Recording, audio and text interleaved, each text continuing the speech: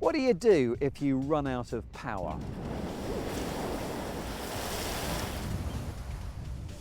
Why not get yourself one of these?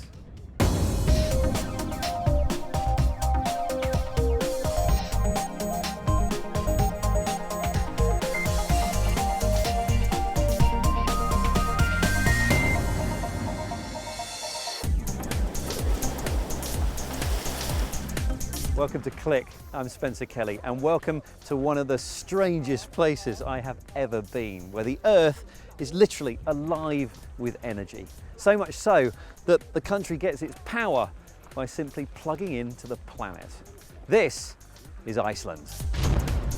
I'm on a spectacular journey to meet the people making the most of both nature's forces and the tech know-how that's unique to this island. Why does this robot have a taste for blood? Love is in the air here, but only if their smartphones agree. And I'll meet the woman who's won much more than just a trophy for being a prize geek.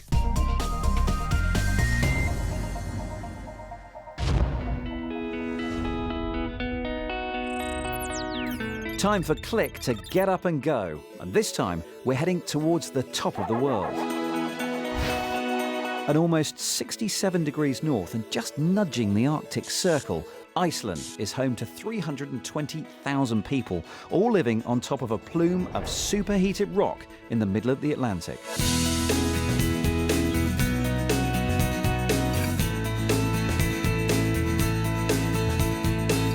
The volcanic activity that formed the island 50 million years ago still churns away today, continually changing a landscape that is both otherworldly and completely spectacular.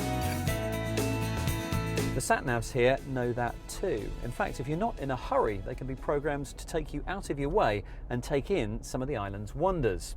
You choose from one of a number of different driving tours, and as the sat-nav guides you around Iceland, it'll tell you about the various points of interest that you pass on the way.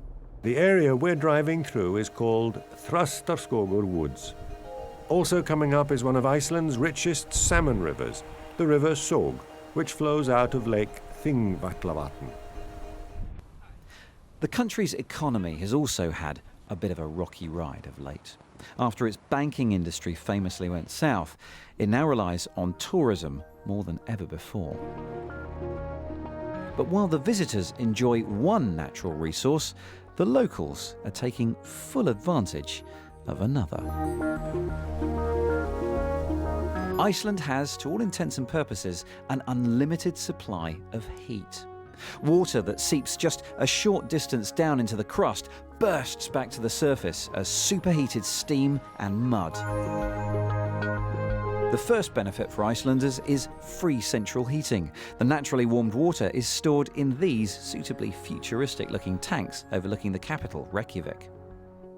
And it also means extremely cheap and environmentally friendly power. The high-pressure steam is used to turn turbines at geothermal power stations hiding away in the sulphurous mists. In fact, the country is looking towards becoming the first to run completely on renewable energy. And it's got so much of the stuff, it's now inviting technology companies to relocate here to have some of it. Behind most large companies in the world these days are these things, computer servers. They're used to store all of the data and do all of the number crunching. In fact, if you do any cloud computing, your emails and your documents will be stored in data centers like this. Now, these things take an enormous amount of power to keep them running, but interestingly, they use about as much power again just to keep the things cool. In fact, that's what's making most of the noise in here. It's the fans inside these units blowing air over all the kit. Well, not only does Iceland have all of this electricity going spare, it also has something else in plentiful supply too: cold air.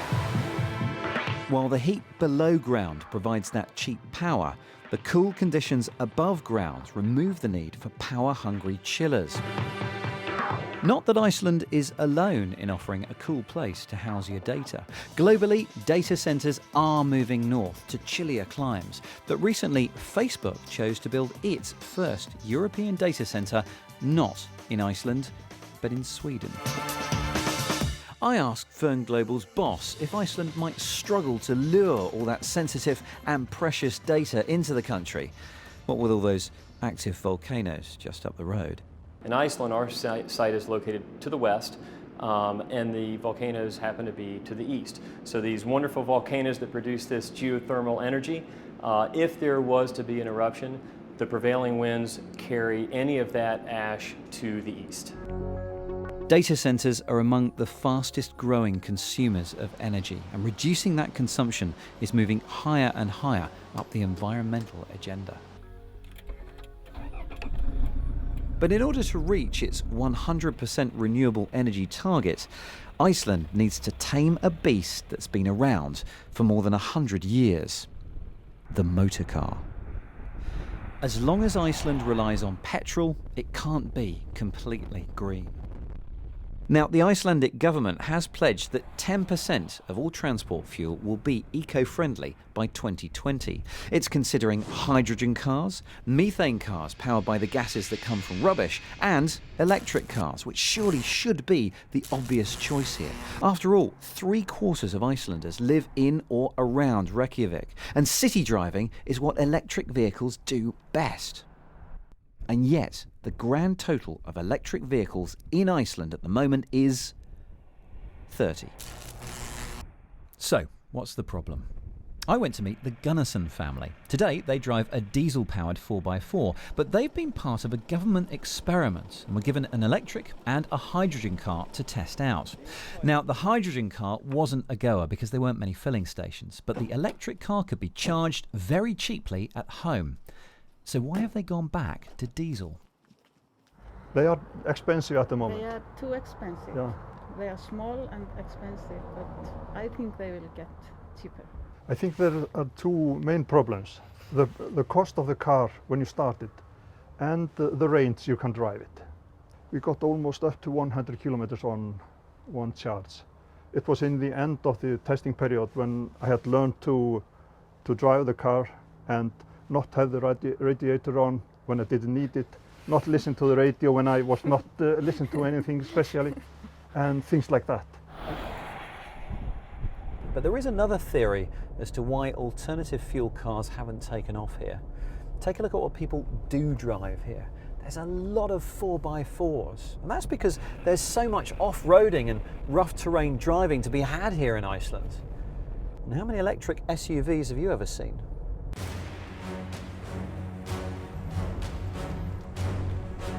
One man, at least, is undeterred. He's an electric fan, as in fanatic, not actually a fan. Although it was quite windy when I chased him up a hillside on his two-wheeled electric vehicle of choice.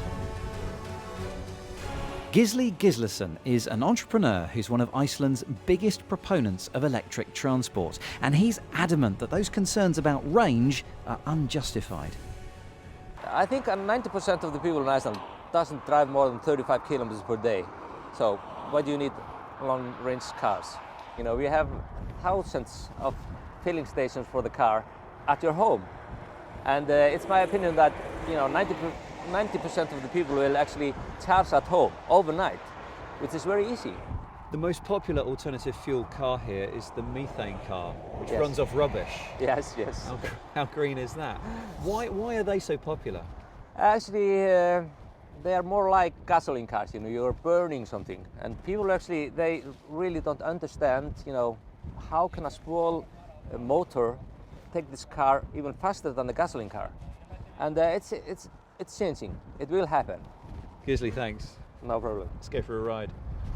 For all of Gisli's enthusiasm and Iceland's endless supply of green energy, it does seem that electric vehicles face as much of an uphill struggle here as everywhere else in the world. Personally, I think it's all been a bit exhausting. Time for a soak. Just one more curious use of Iceland's geothermal power for you. The country's well known for having pools like this which bathers can come and soak their troubles away in, but this one isn't strictly natural.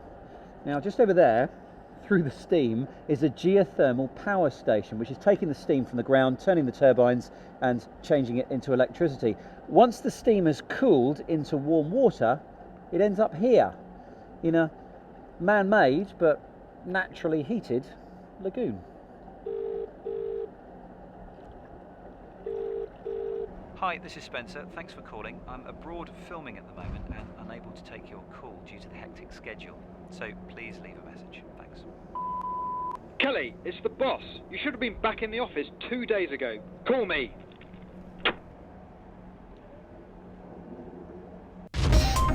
And back to Iceland in a couple of minutes after this week's tech news, which starts with Microsoft. Its original Surface tablet didn't sell well. In fact, it cost the company $900 million in written-off unsold stock. But undaunted, it's launched new versions of its Windows 8-powered tablet. Dubbed Surface 2, it sports a faster processor, higher resolution screen and camera, and improved battery life. Pricing for the lower spec RT models with 32GB of storage starts at £359, while the most expensive Surface Pro 2 with 512GB costs £1,439. 19 so-called reputation enhancement firms have been fined a total of £219,000 after being outed for writing fake online reviews for their clients. Operation Clean Turf lured the companies by posing as a non-existent Brooklyn yogurt shop that had attracted a chilly online reception. Charging as little as $1 a post, some of the companies deployed an army of bogus online personas tasked with defrosting the shop's online presence. In the week that the fingerprint security feature in Apple's new iPhone 5S was hacked by Germany's Chaos Computer Club, a fake advert has fooled some users into believing that upgrading to the new operating system iOS 7 will make their Apple mobile device waterproof. The ad spread via social media sites and was so convincing that many broke their gadgets, putting it to the test. Unlike Sony's Xperia Z range, Apple's mobile products are not waterproof. And finally, if you're wondering why the professional pilot is getting out of the very expensive fighter jet, then you're in good company. Boeing has revealed a retrofitted F-16 that can be flown remotely from the ground. During the test, 2 on-ground pilots manoeuvred the plane through 9 Gs of acceleration up to a top speed of Mach 1.47. That's nearly 1.5 times the speed of sound to you and me. The fighter was tailed by 2 chase planes and it had a self-destruct system installed, which fortunately wasn't needed.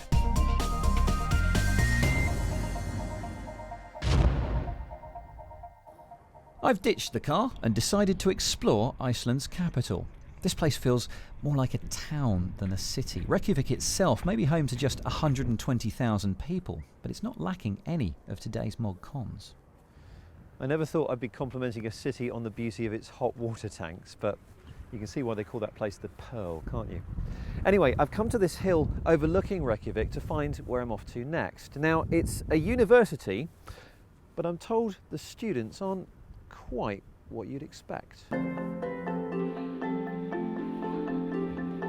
My name is Rakel Sölvadóttir, and I've created a new way to teach kids how to code from the age of 6. I think it all started when I was a kid myself. My parents gave me a Sinclair Spectrum computer when I was 9. I can still remember that day when I got that computer, plugged it into the tape recorder and the TV, and started to program my own games. Rakel suffers from attention deficit and hyperactivity disorder, ADHD, so she wanted to create a way to pass on her computer skills in a way which was especially easy for those with conditions we traditionally believe hamper the learning process.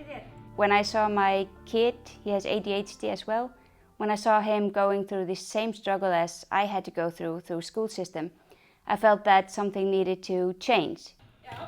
Rakel doesn't use books, nor does she ask children to deal with laborious debugging or to scan lines of code for syntax errors.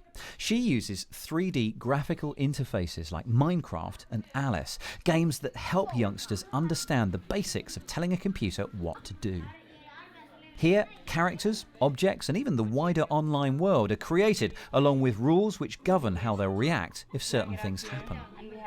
20 different worlds created in just one morning. Called Schema, Rakel mixes technology, lessons from educational studies, and psychology. One golden rule is that everyone needs to be happy, even if they need to fake it for a bit. So if we bite it with our teeth, So now my brain thinks I'm happy. Just by starting to smile, we want to smile more. So it's about these cheek muscles, like you saw earlier. They control the activity in the brain. So these muscles send neuroscience to the brain, and the brain says, okay, you're happy, I'm going to create endorphin to make you even happier. Within that process, a gateway opens up to the long-term memory. So we need to get the kids and ourselves happy so that we can put the information we're supposed to learn into the long-term memory. Another technique is to make sure the children also learn from their peers, so they begin to teach each other, with often positive results beyond the classroom. We have 16 employees from the age of 8 to 16. Many of those kids that are assistant teachers have disabilities like autism, ADHD, Asperger, but they're doing an amazing job. Árni has Asperger syndrome, and he was bullied. He didn't fit in, but Raki came and took him out from the classroom and let him teach other kids in school. Yeah. And that was brilliant. He went from being a nobody and loser and became a winner. After teaching 1,700 kids, Schema is now gaining international attention. Lessons begin in Barcelona and in Redmond in the US next month. And a new centre opens in the States next year. And with interest from Denmark, Sweden and Slovenia, this innovative project could turn out to be one of Iceland's best exports. Iceland may be looking outwards, but it's also had to look inwards. We may all be created differently in this world, but on this isolated island, that's not so much the case. There hasn't been much immigration here, and that means that there's not as much genetic diversity as there is on larger land masses. Go back just a few generations, and most Icelanders will find that they're related to each other. So, it's the same old story. Boy meets girl, girl likes boy, girl and boy bump smartphones. Girl's app checks if she's too closely related to the boy.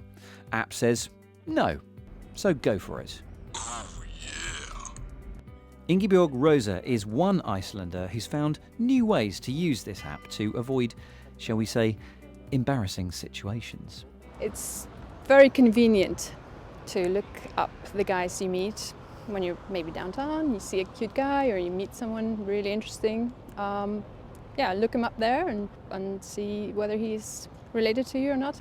And how closely related is too closely related? Third cousin, I would say. Third cousin? Yeah. You wouldn't want to marry your third cousin and have babies with him, would you? Okay, so third cousin is just for...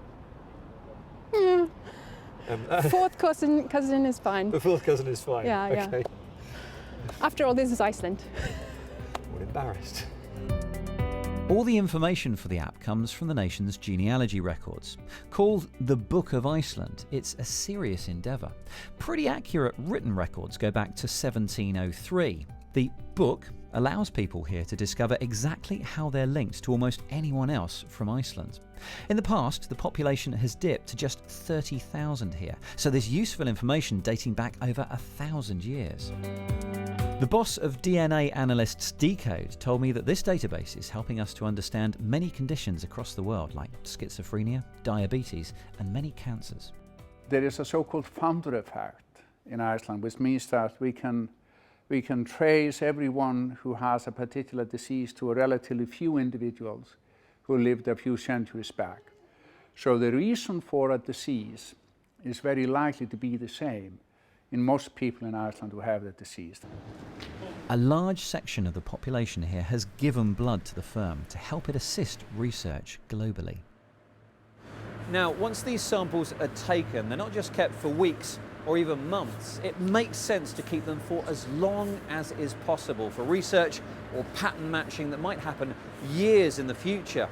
And that's why the blood of Iceland ends up here in this biobank of 500,000 samples, the oldest of which was taken 15 years ago.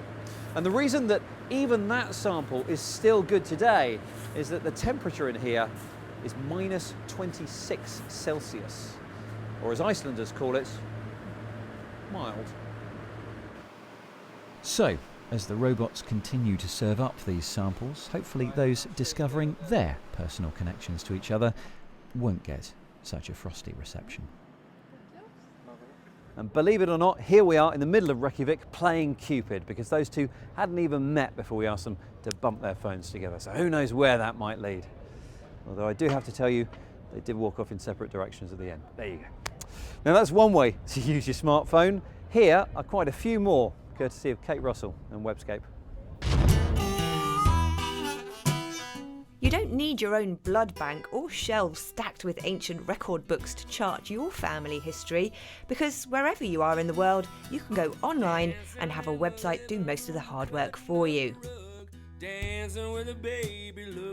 That's exactly why MyHeritage has over 75 million users who've collectively compiled almost 30 million family trees using the simple build and research interface on their website. We'll just add another limb to the family tree. As well as searching through millions of records and completed family trees manually, once you start adding details to your own clan collection, the smart search technology will automatically start scanning historic records and other trees for any connections it can make for you. It might take a little while for the results to come back, but once they do, who knows what you'll discover? The basic features are free to use, including apps for iPhone and Android. You can even invite your family to collaborate and build the tree together. There are naturally premium upgrades for more detailed trees and storage for images, as well as deeper historic searches. We'll just add another limb to the family tree.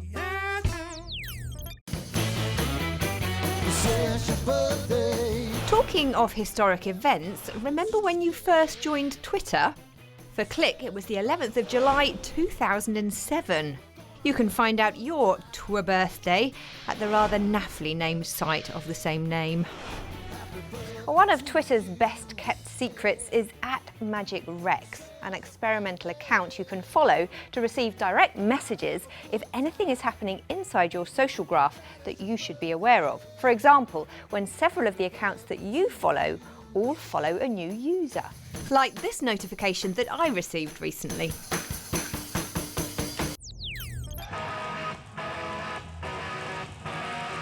If you fancy a trip to Iceland now, Skyscanner has just added Windows Phone 7 and 8 apps to its range of free apps that let you search through millions of routes from thousands of airlines, with prices updated in real time. I am a passenger, and I ride and I ride. With apps for every smartphone platform, this is a great way to stay on top of travel prices wherever you happen to be. And in the Windows Phone apps, you can add a tile to your homepage to track a particular flight with a price updating automatically every hour. And when you get there, you can save money with peer-to-peer rental giant Airbnb's latest smartphone apps, now available free on Apple and Android devices. Kate Russell's Webscape, and that is it from Click in Iceland. Hope you've enjoyed our tour of some of the amazing technology that's on this tiny island. Everything from today's programme is up at our website, bbc.co.uk/click, and if you'd like to comment on anything you've seen, you can email click@bbc.co.uk or find us on Twitter, Google+ and Facebook. Thank you very much for watching, and we will see you next time.